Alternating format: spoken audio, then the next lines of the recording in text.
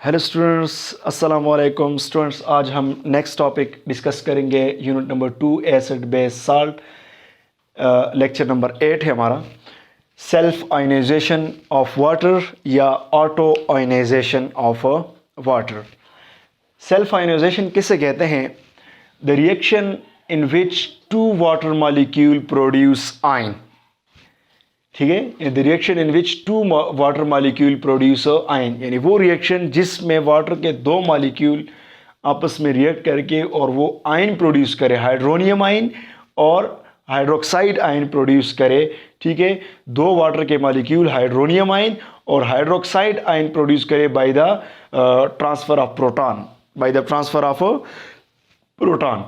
Student, जो pure water होता है उसकी इलेक्ट्रोलाइट्स पावर बहुत वीक होती है, वीक इलेक्ट्रोलाइट्स होते हैं प्योर वाटर। ठीक है, बहुत स्मॉल एक्सटेंट तक ये आयनाइज होती है। इसमें हाइड्रोजन और हाइड्रोजन ऑक्साइड के आयन जो होते हैं वो इक्वल होते हैं। वो क्या होते हैं?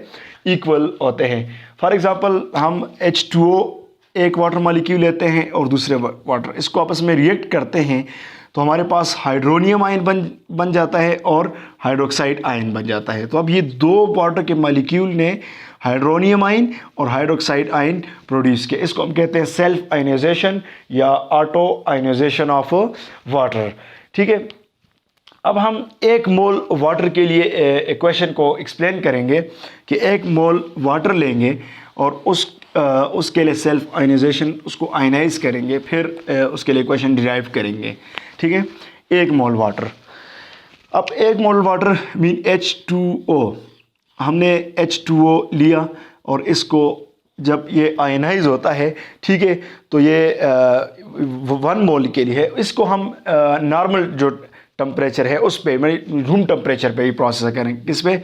रूम टेम्परेचर पे। रूम टेम्परेचर होता है 25 सेल्सियस। ठीक है, 25 सेल्सियस पे इस प्रोसेस को हम आकर करेंगे। ये हमें दो आयंस देंगे, हाइड्रोजन आयन और साथ में हाइड्रोक्साइड आयन। ठीक है, अब दो आयन हमें एक सॉल्यूशन के अंदर दिए, एक हाइड्रोजन आयन और दूसरा हाइड्रोक्साइड आयन। ठीक है, अब हम इसके लिए Kc वैल्यू लिखें। Kc वैल्यू इस जो गिवन इक्वेशन के लिखेंगे तो हम कैसे लिखेंगे? Kc आप लोग जानते हैं, फर्स्ट चैप्टर में आप लोग पढ़ चुके हैं। Kc इक्वल टू, ये प्रोडक्ट को हम नॉमिनेटर में लिखेंगे, concentration of hydrogen ion and concentration of hydroxide ion. ठीक है, अब आपने लिख लिया। अब H2O को लिख लेंगे, रिएक्टेंट को आप नीचे लिख लेंगे। ठीक है, अब वाटर की जो कंसंट्रेशन है वो सॉल्यूशन में कांस्टेंट होती है। वाटर की जो कंसंट्रेशन होती है वो क्या होती है? कांस्टेंट होती है। तो वाटर को हम इधर लेके आ जाए, कांस्टेंट इधर मल्टीप्लाई हो जाएगा। ठीक है, तो ये H2O की कंसंट्रेशन हो जाएगी। ठीक है, वाटर यहाँ आ जाएगा आपके पास, किधर? यहाँ H2O, और साथ में हम लिख लेंगे इक्वल टू हाइड्रोजन आयन की कंसंट्रेशन इनटू OH आयन की कंसंट्रेशन। ठीक है, अब स्टूडेंट Kc और H2O ये जो है ये एक और कांस्टेंट हम बीच में इंट्रोड्यूस कर, इसको हम कहते हैं आयनिक कांस्टेंट। इसको हम क्या कहते हैं? आयनिक कांस्टेंट या आयनाइजेशन या डिसोसिएटिव कांस्टेंट, इसको हम कहते हैं Kc। ये बराबर होता है Kw के। किसके बराबर होता है? Kw के। तो यहाँ पे आप इसकी जगह आप Kw पुट कर लें, यानी ये कांस्टेंट है Kw, आयनाइजेशन कांस्टेंट। क्या है? Ionisation constant. Kw equal to आपके पास हाइड्रोजन आयन की कंसंट्रेशन इनटू हाइड्रोक्साइड आयन। ठीक है, अब ये हमारे पास नेक्स्ट इक्वेशन बनी। अब स्टूडेंट, ये एक्सपेरिमेंट में, ये कंडक्टिविटी एक्सपेरिमेंट से ये शो हुआ है कि आपके पास जो हाइड्रोजन आयन और हाइड्रोक्साइड आयन की जो कंसंट्रेशन है वो इक्वल होती है, यानी इसकी जितनी कंसंट्रेशन है वो हाइड्रोक्साइड आयन की कंसंट्रेशन है, और ये इक्वल होती है, ये 1.0 मल्टीप्लाई बाय 10 की पावर -14 इसके बराबर होती है। अगर हम इसको लेके 1 बाय 10 रेज़ द पावर 14, ठीक है, अगर हम लेके तो इसका मतलब हो गया कि अगर हमारे पास 1 by 10 raise the power 14 molecule होंगे तो उसमें से एक मॉलिक्यूल जो होगा वो आयनाइज होगा, एक मॉलिक्यूल क्या होगा, आयनाइज होगा। इन इतने कम स्मॉल मतलब उस पर आयनाइजेशन है वाटर की, ठीक है। तो ये हमारे पास KW equal to H ion concentration और OH आयन की कंसंट्रेशन। तो H आयन की कंसंट्रेशन और OH आयन की कंसंट्रेशन जो है वो किसके बराबर है, ये H आयन की कंसंट्रेशन और OH आयन की कंसंट्रेशन आपके पास बराबर होती है किसके, 1.0 मल्टीप्लाई बाय 10 की पावर -14 के बराबर होती है। अब स्टूडेंट जितना आपके पास मतलब H आयन होगा उतनी ही आपके पास OH आयन होगा, यानी जितनी कंसंट्रेशन आपके पास H आयन की है इक्वल टू H, हम कह सकते हैं कि H आयन की कंसंट्रेशन जो है वो OH आयन की कंसंट्रेशन के इक्वल होती है, यानी ये आपस में इक्वल होते हैं। तो हम इस तरह कर लेते हैं कि OH की जगह H की कंसंट्रेशन को पुट कर लेते हैं, ठीक है। OH की जगह H की कंसंट्रेशन को पुट कर लेंगे। यहाँ तक आप नोट करें, मैं ज़रा बोर्ड को रेस करता हूँ, आप वीडियो को पोस्ट करके आप भी नोट कर सकते हैं, ठीक है।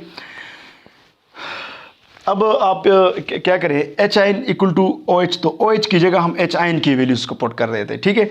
तो आपके पास क्या आ गया, H आयन, ये वाला गया H आयन, ठीक है, और OH आयन की जगह हम H आयन को पुट कर लेते हैं, ठीक है। H आयन की कंसंट्रेशन ये किसके बराबर है, ये इक्वल है 1.0 मल्टीप्लाई बाय 10 की पावर -14 के बराबर है। अब ये आपस में मल्टीप्लाई हो रहे हैं, तो ठीक है, ये H प्लस ये हो जाएगा square equal to 1.0 multiply by 10 की पावर -14, ठीक है स्टूडेंट। आपको पता है कि स्क्वायर को ख़त्म करने के लिए हम रूट लेते हैं, क्या लेते हैं, स्क्वायर रूट लेते हैं। तो आप यहाँ पे लिखेंगे taking square root on both side, दोनों तरफ से आप क्या लें, स्क्वायर रूट लें। तो स्क्वायर रूट जब आप लेंगे, ठीक है, यहाँ से भी स्क्वायर रूट लें और यहाँ से भी स्क्वायर रूट लें, तो स्क्वायर रूट के साथ ख़त्म हो जाएगा।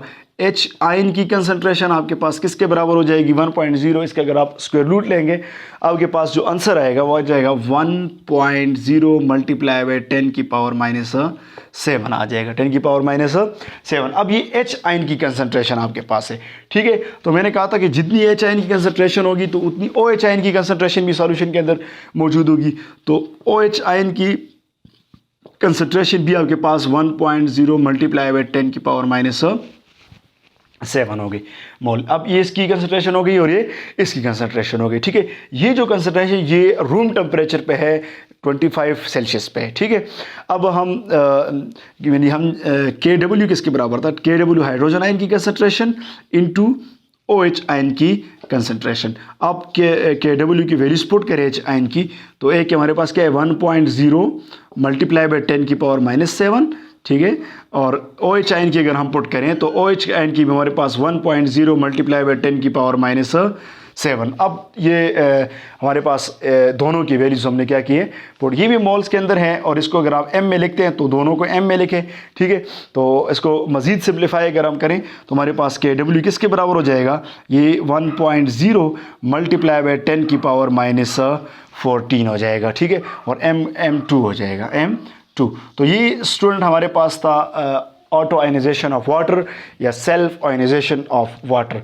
यहाँ से स्टूडेंट हम हाइड्रोजन आयन और हाइड्रोक्सिल आयन को लेके आपको पीएच और पीओएच इंशाल्लाह नेक्स्ट टॉपिक में डिफाइन करेंगे और आपको समझाएंगे। ओके स्टूडेंट्स, उम्मीद करता हूँ आपको समझ आया होगा। ओके, अल्लाह हाफिज़।